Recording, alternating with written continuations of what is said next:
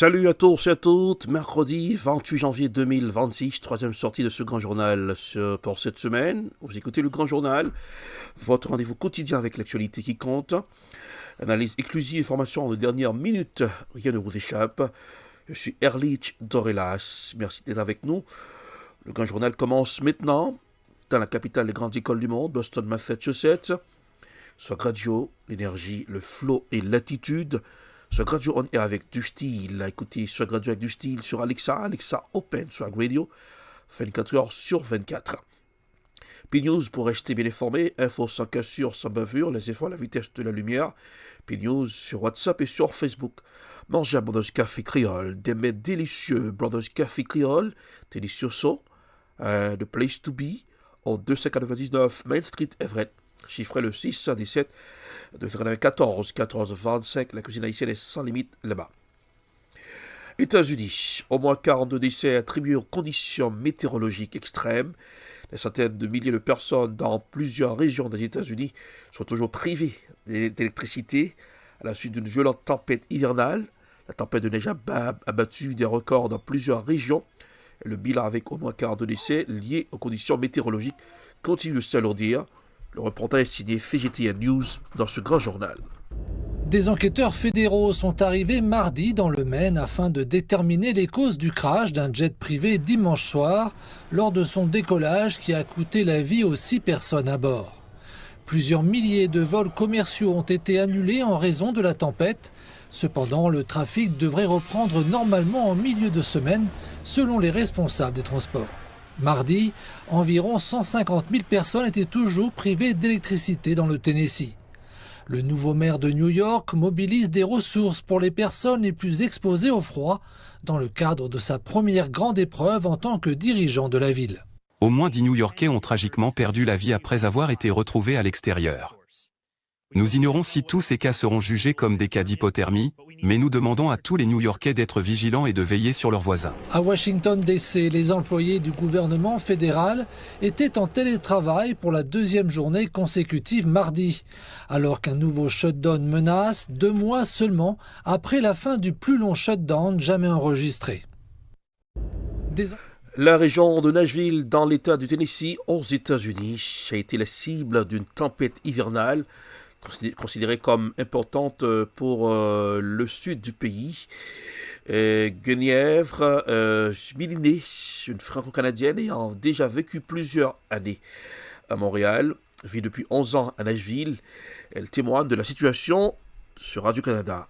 Écoutons un extrait dans ce grand journal. On a parlé de la tempête qui a frappé le Canada. Bien, aux États-Unis aussi, on s'est relevé avec une tempête hivernale majeure qui a frappé des États qui, d'habitude, n'ont pas de neige ou de pluie verglaçante comme ça a été le cas dans le Tennessee. À Nashville, entre autres, on parle de l'accumulation de verglas, un petit peu de neige aussi. On va aller joindre Guenièvre Milinaire qui vit là-bas. Bonjour. Bonjour. Votre quotidien est chamboulé avec cette tempête-là. Vous avez dû quitter votre résidence, là. Oui, c'est rien de le dire. Je pense que tout le monde est... Plus de 50% des abonnés à NES, ici, la compagnie d'électricité, se sont retrouvés sans électricité et avec un froid comme on n'a pas l'habitude d'avoir à Nashville. On a eu ici du moins 22, moins 24 et c'est des températures pour lesquelles on n'est pas équipé. Donc, nous, on a perdu l'électricité dimanche matin. On a quitté la maison quand elle était rendue à 13 degrés. Là, j'ai parlé ce matin à des voisins qui ont quitté hier. Leur maison était rendue à 4 degrés. Et on n'a surtout aucune idée quand l'électricité va pouvoir revenir parce que la destruction est énorme. Tous les arbres et tous les fils électriques sont au sol. Oui, on voit vraiment des images alors que vous nous parlez. Donc, effectivement, j'avais raison de dire que ça chamboule votre quotidien. Est-ce qu'il y a de l'aide des autorités? Oui. Ou si vous devez vous débrouiller par vous-même? Là, vous êtes à l'hôtel, je pense. Oui, alors nous on est partis à l'hôtel dimanche soir. Les hôtels sont complets, la downtown. Depuis hier, on reçoit des alertes effectivement de la municipalité où ils ont mis en place des shelters. Dimanche, ça a été très très compliqué parce que tout le monde s'est retrouvé, ça a pris tout le monde par surprise parce qu'on nous avait annoncé la neige et puis ça a été la glace. Et surtout, à partir du moment où l'électricité a lâché partout, on n'avait plus non plus d'Internet, plus de téléphone, il n'y avait plus aucune communication qui passait. Donc la journée dimanche a été dure. Depuis lundi, où les choses se rétablissent partiellement dans certaines zones de la ville, on reçoit des messages. Et depuis hier, ils ont mis en place donc des shelters avec des possibilités de venir vous chercher. On peut texter une adresse si on a besoin d'être évacué. Ça fait quoi, une dizaine d'années que vous vivez à Nashville? Vous êtes passé par Montréal avant. Oui. Vous devriez avoir l'habitude, mais c'est vrai que l'infrastructure n'est pas la même à Nashville. C'est incroyable parce qu'on a quitté Montréal en se disant qu'on descendait dans le sud et on a laissé notre souffleuse à neige à Montréal, à nos voisins. Et ici, on disait hier, nos enfants habitent toujours Montréal, mais on leur expliquait que c'était bien pire que tout ce qu'on avait pu vivre à Montréal. Montréal est super équipé, super organisé. On n'a jamais eu de problème de ce genre. Ici, les routes sont pas ou très peu salées. Les gens n'ont pas de pneus neige. Personne ne sait conduire sur la neige ou sur la glace. Et effectivement, l'électricité lâche assez facilement. C'est beaucoup, beaucoup plus compliqué que la moindre petite tempête de neige à Montréal. Oui, parce qu'on a l'habitude. On a encore reçu une quinzaine de centimètres hier ici pour Montréal. Près de 60 pour Toronto, par contre, c'est encore pire. Eux non plus n'ont pas l'habitude, mais peut-être moins qu'à Nashville. À quel moment vous pensez que la situation va être rétablie, que vous pourrez rentrer à la maison? Qu'est-ce qu'on vous dit? On en a aucune idée. Nous, les magasins sont fermés. Tous les magasins sont fermés. Nous, on a 2 magasins qui sont fermés également. Tous les employés sont coincés chez eux. On nous dit que de toute manière, jusqu'à jeudi soir, les températures sont beaucoup trop froides pour espérer que quoi que ce soit s'améliore. Moi, je regardais ce matin, il fait encore moins 17, je crois, ce matin. Et jusqu'à dimanche, c'est très, très, très froid. Je pense que dans certaines zones, nous, peut-être, ça peut prendre une semaine avant que l'électricité revienne. Là, moi, j'ai encore une nuit d'hôtel de réserver. Après, on ne sait pas. On vous souhaite bon courage. Merci beaucoup d'avoir été là ce matin. Au revoir. Nous irons à Minnesota. Red Light, dans le Minnesota, c'est comme l'Allemagne pendant la Seconde Guerre mondiale. La communauté latino du Minnesota a peur. Désormais, les habitants sont confrontés à des raids incessants, qu'importe s'ils sont aux États-Unis. Légalement, la peur contraint même les enfants à ne plus se rendre à l'école et un impact négatif sur l'économie. Le reportage est signé Euronews. La communauté latino-américaine du Minnesota traverse l'une des périodes les plus critiques de son histoire. Les arrestations massives et les contrôles d'immigration de l'ICE ont semé la peur dans les quartiers, perturbant la vie quotidienne de milliers de familles, dont beaucoup ont un statut légal ou la citoyenneté états-unienne. Pasamos de estar asustados a estar en un estatus completamente paralizado. La gente no sabe qué hacer. La gente está encerrada en sus casas. Es mucho peor de lo que jamás vivimos en el COVID. La gente ni siquiera quiere asomarse a la ventana. Tenemos demasiada ansiedad dentro de la comunidad, demasiado miedo, pánico. Hemos entrado en estado de pánico y en estado de shock. Simplemente dentro de nuestra ciudad hemos visto cómo han arrestado a un observador americano, presentado completamente americano, una persona de tez blanca, con cabello claro, arrestada enfrente del departamento de la policía por agentes de migración y de forma violenta. En nuestra pequeña ciudad donde nunca se veía eso. Hemos visto cómo han detenido a niños, hemos visto cómo han seguido autobuses escolares, hemos visto cómo han esperado afuera de las escuelas a que salgan los niños en el autobús. Une professeure en droit soutient que les perquisitions menées sans mandat judiciaire violent la Constitution et rappelle que filmer ces interventions est un droit et qu'il n'existe aucune base légale justifiant le recours à la force létale. Estamos viendo que hay muchas violaciones de los derechos de personas. Hemos visto historias donde ICE está rompiendo la puerta sin tener un orden judicial y eso de lo que he visto es una violación del cuarto enmienda de la Constitución de los Estados Unidos. Nous restons toujours dans le Minnesota, principalement à Minneapolis. Donald Trump évoque une petite désescalade à Minneapolis après avoir dépêché Tom Homan, le principal responsable de la politique d'expulsion massive de migrants pour désamorcer les tensions. À la suite de plusieurs semaines marquées par la brutalité des agents de l'ICE, résidant restés mobilisés, une citoyenne souligne que les agents de l'ICE ne sont pas partis. Le reportage dans ce grand journal. Le ton a baissé, mais la garde contre ICE est toujours là. On les repère avec leurs dossards jaunes au coin des rues, sifflés au cou pour avertir la présence des agents. On veut leur montrer qu'on n'a pas peur, nous dit Colette Ritchie, même s'ils ont tué 2 personnes. Au mémorial d'Alex Pretty, on vient toujours déposer des fleurs. Les autorités fédérales et locales ont beau se parler, les opérations de ICE continuent, nous dit Jen. This morning, there were agents in the alleyways in my neighborhood. It doesn't feel like anybody left. Ce matin, il y avait des agents dans ma rue, dit-elle. On n'a pas l'impression qu'ils sont partis. We know Minnesotans who have been deported to Texas, who were legal citizens here, and they are treated horribly. On connaît des gens d'ici qui ont été expulsés au Texas, dit-elle. Des citoyens qui ont reçu de mauvais traitements. Le sénateur Warnock est venu de Georgie se recueillir aussi.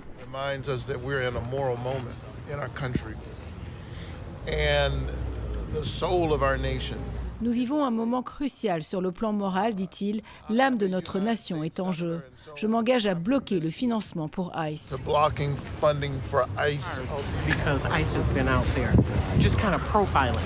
Les agents font du profilage constamment, lui dit-elle. Et peu importe le changement de garde à l'Agence fédérale de l'immigration, ce sont les politiques qui doivent changer, nous dit cette pasteur. Il ne s'agit pas de changer l'individu, dit-elle, il faut changer les politiques. Les discussions entre le maire de la ville, le gouverneur et le tsar de la frontière Tom Homan se font à l'abri des caméras. Mais Minneapolis reste mobilisé.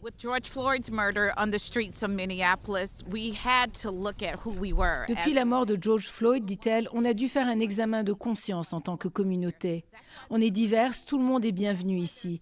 On est le contraire de ce que l'administration veut. Et comment vont-elles combattre les politiques fédérales ? Ain't gonna let nobody turn me around, turn me around, turn me around. We ain't gonna let no. Ici Azapod Legurgis, Radio-Canada, Minneapolis.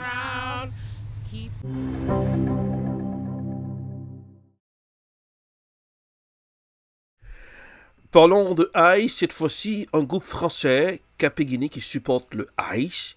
Capegini, groupe français spécialisé dans les services numériques, a obtenu plusieurs contrats avec l'ICE, l'agence américaine très contestée, chargée de la lutte contre l'immigration. L'entreprise contribue notamment à repérer et retrouver des ressortissants étrangers pour une rémunération conséquente. À la clé, une enquête sur France 2 a révélé ces informations. Écoutons un reportage signé France 24. Vous connaissez désormais ces images, des agents surarmés de ICE qui arrêtent des migrants pour les expulser. Mais saviez-vous qu'en coulisses, ces policiers sont aidés par une entreprise française, Capgemini, un fleuron du CAC 40, en mode chasseur de primes.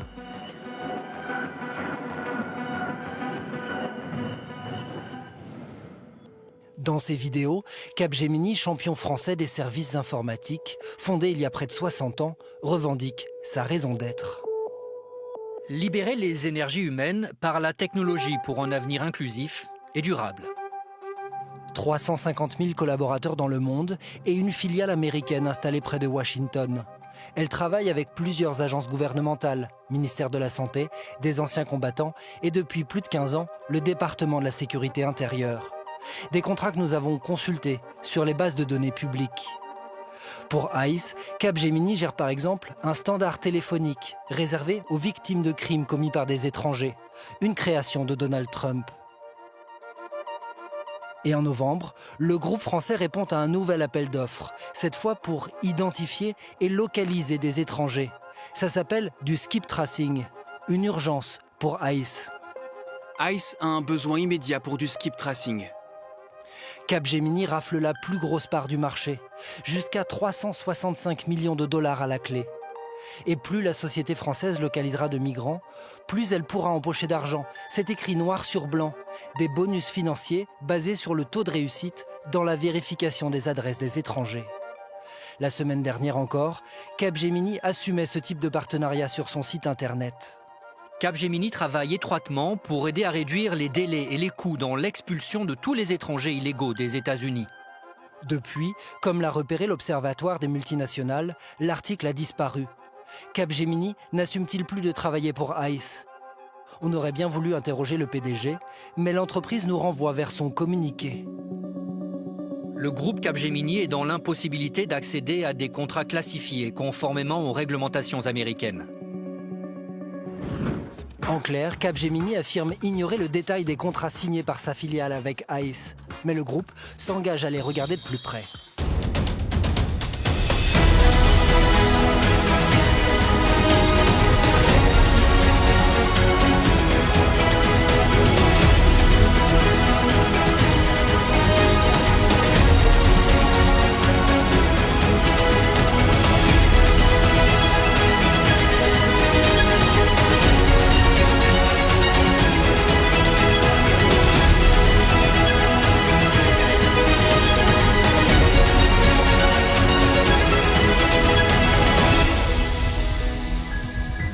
De retour pour la suite de ce grand journal sur Swag Radio on air avec du style. Écoutez Swag Radio 24h/24 sur Alexa Open Swag Radio, Swag Radio, le son qui swag.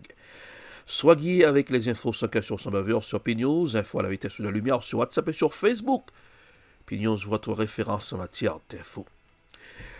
Délicieux sur Brothers Café Créole, des mets succulents. Ah là là, Brothers Café Créole, The Place to Be, 299. Main Street Everett, chiffré le 617 294 1425. En Haïti, les autorités haïtiennes poursuivent leur démarche visant à renforcer la présence et la capacité opérationnelle des forces de sécurité sur le territoire national. Dans ce cadre, le colonel Jean-Gary Griffin a annoncé l'implantation prochaine d'une base des forces armées d'Haïti FADH dans le département de l'Artibonite. Écoutons un extrait dans ce grand journal.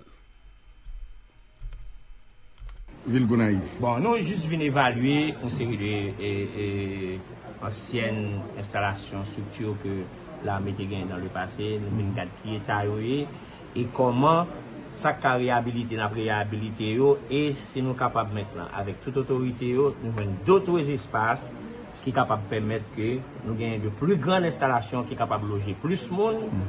Parce que je dis là, c'est des gros effectifs que nous gagnons dans la tête, nous, pour quelle que soit la zone dans le pays, pour nous capables de mettre et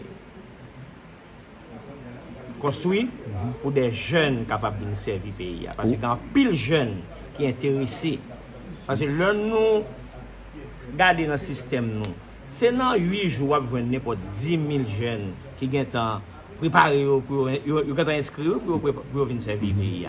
Nous-mêmes, nous venons faire ça là de façon pour nous capables, qui côté qui possible, pour nous capables de joindre, faire et des constructions pour capables de loger. Colonel, est-ce que vous avez un côté déjà dans tête comme plan? Si avec autorité, nous sommes regardés ça là. Nous sommes regardés qui côté nous pouvons joindre et nous allons visiter qu'on y a là et quel côté pour nous capables de connaître. Le projet, ça, est-ce que c'est projet à court terme, à long terme et à moyen terme? Court, moyen et long terme. Colonel, nous connaissons l'Artibonite, c'est le deuxième département en sécurité. Nous parlons de présence militaire, nous sommes militaires dans Port-au-Prince, c'est la capitale là, mais l'Artibonite, c'est le premier département. Mais nous faisons qu'à remobiliser. Sur le plan. Nous faisons qu'à remobiliser. C'est remobilisation, hein, son paquet à faire. Remobilisation, ce n'est pas un pleuve jeudi à tout le bagage là, non. Ça veut dire que bon préparation, des moyens financiers, il y a un paquet de bagages qui concernent pas sortir là. C'est le monde que nous apprenons, former, mettez à disposition pays. OK? Ça veut dire que, pas maintenant tout que c'est n'importe quoi nous les Kembéo. C'est parce que nous parlons de Kembéo n'importe quoi qui fait nous marcher dans tout le pays. Ça veut dire que nous avons 10 jours dehors.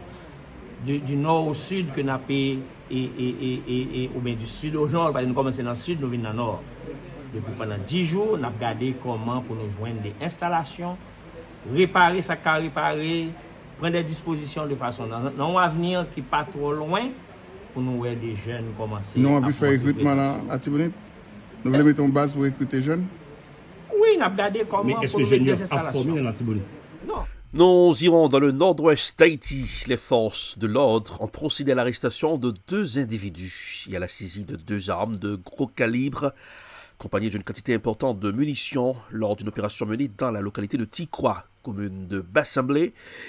Et dans le commune de Bassin-Bleu, c'est Bassin-Bleu, c'est dans le département du nord-ouest. Et c'est à Haïti, écoutons un extrait dans ce grand journal.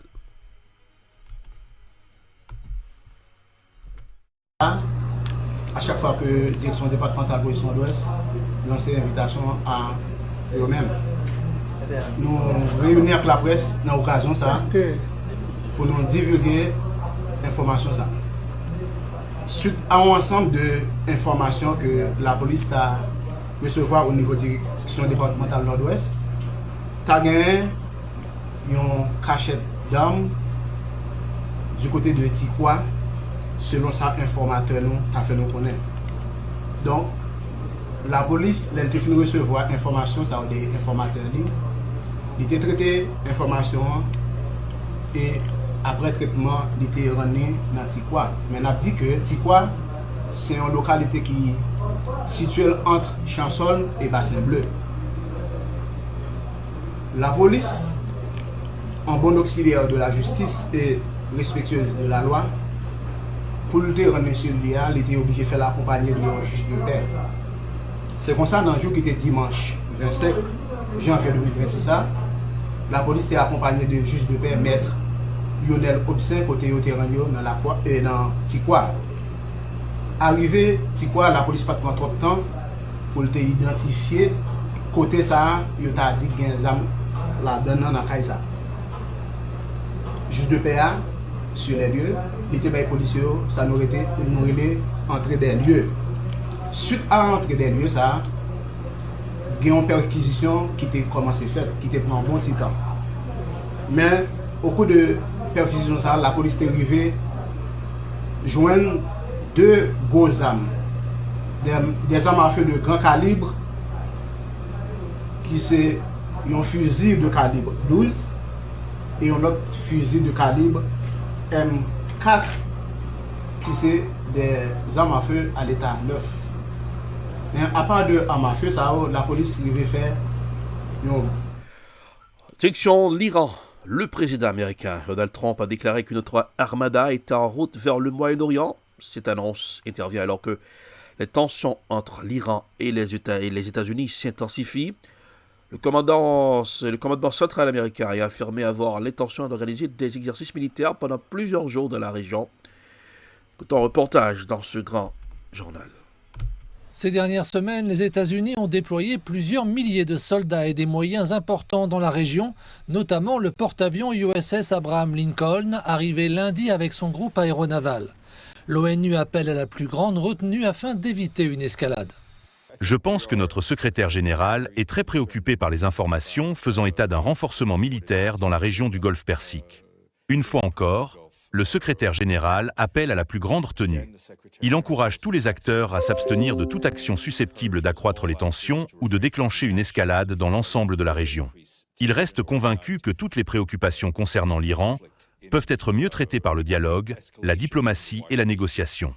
À ce propos, il salue tous les efforts visant à apaiser les tensions dans la région afin de désamorcer les crispations et de renforcer la confiance régionale. Ces dernières semaines, les États-Unis...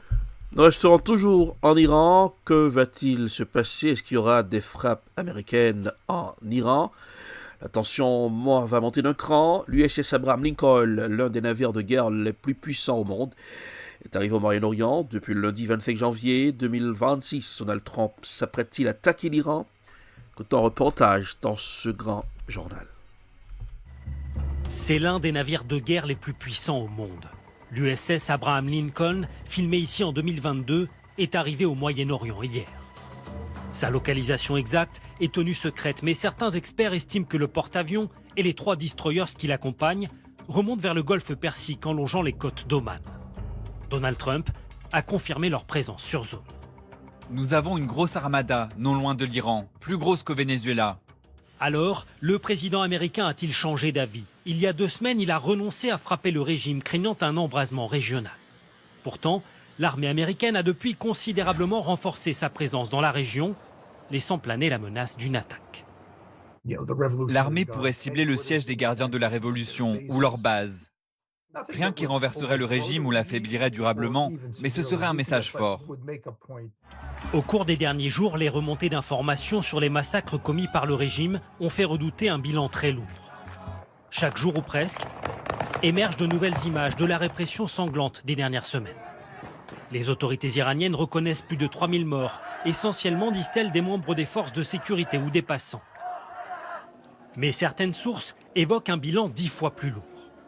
Difficile d'avoir des données fiables et réalistes, estiment certaines ONG qui ont choisi de ne plus donner de chiffres. Au départ, nos données venaient des hôpitaux. Mais les autorités font arrêter les médecins, les infirmières ou le personnel médical qui nous remontait ces informations. Seule certitude, le bilan des autorités est largement sous-évalué et les arrestations d'opposants continuent un peu partout dans le pays.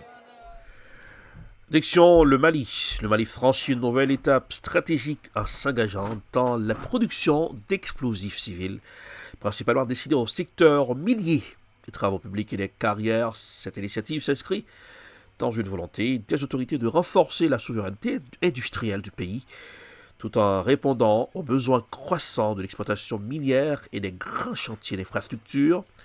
Écoutons un reportage signé Africa News. Le Mali s'est engagé dans la production d'explosifs civils dans le cadre de la mise en œuvre des réformes engagées dans le secteur minier depuis l'adoption du nouveau code minier. L'État malien détient désormais 51% du capital de la société industrielle du centre du Mali, Faratico SA, spécialisée dans la fabrication d'articles pyrotechniques. Cette entreprise est créée en partenariat avec la société chinoise Oxin à la suite d'un pacte d'actionnaires signé en novembre 2024. Il s'agit de renforcer la gestion des explosifs à usage civil, à développer une industrie locale et à améliorer les mécanismes de surveillance et de sécurité liés à leur utilisation, notamment dans les activités minières, selon la note d'information. Les explosifs civils sont utilisés principalement dans l'exploitation aurifère industrielle, les carrières et certains travaux de génie civil.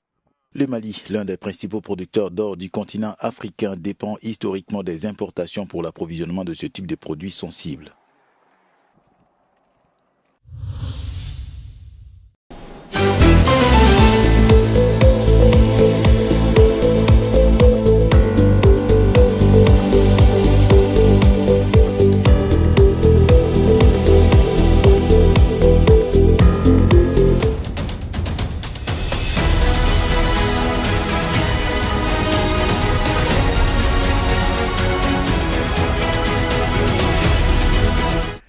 C'est la fin de ce grand journal pour aujourd'hui. Température sur Boston, température minimale pour aujourd'hui dans la soirée, autour de 5 degrés Fahrenheit. Il fera froid.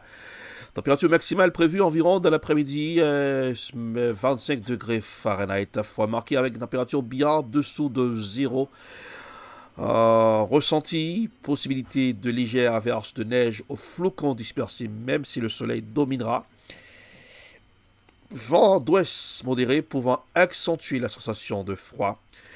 Pour ce aujourd'hui, préparez des vêtements très chauds, manteaux, épais, gants, bonnets. Si vous devez sortir, les températures ressenties peuvent être bien plus basses que les températures réelles, si tu veux. Alors, il faut porter des masques aussi pour le froid, pour protéger si vous allez prendre les transportations publiques, vous comptez sortir pour prendre le bus ou le métro. Joyeux mercredi. N'oubliez pas de garder le sourire car ça rajeunit le visage. Soit graduaux, l'énergie, le flow et l'attitude. Écoutez-nous 24h/24, Alexa, Open Swag Radio. Soit graduaux, on est avec du style, là, oui. Les infos avec du style, c'est sur Pile News, Info 5 sur sa bavure, sur WhatsApp et sur Facebook. Et Brothers Café Créole. Délicieux soit Brothers Café Créole, des mets succulents. Alors, Brothers Café Créole de Place to Be, au 299 Main Street Everett. Chiffre le 617 2 sera le 14 25. Joyeux mercredi. Au revoir. À demain pour le grand journal sur Swag Radio.